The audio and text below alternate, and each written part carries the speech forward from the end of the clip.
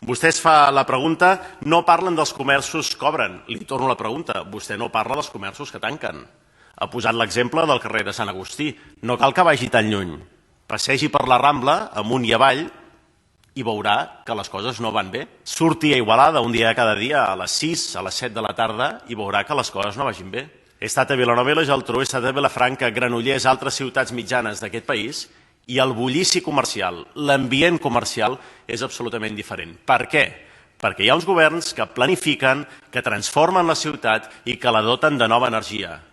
I a Igualada tenim aquestes peces que ens donarien una nova energia, començant pel barri del Rec. Com podem seguir acceptant que 30 hectàrees de la nostra ciutat, a tocar del centre de la ciutat, les tinguem mortes en la seva gran majoria? Com pot ser? Quina ciutat acceptaria això? Quin alcalde ambiciós acceptaria això?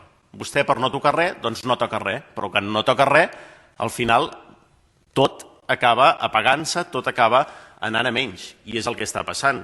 Li repeteixo, no vagi al carrer de Sant Agustí, vagi a la Rambla de Sant Isidre, que hauria de ser una artèria principal d'activitat de bullici de la nostra ciutat. Si vol, comptem els comerços que han anat tancant i establiments que han anat tancant només amb l'últim any.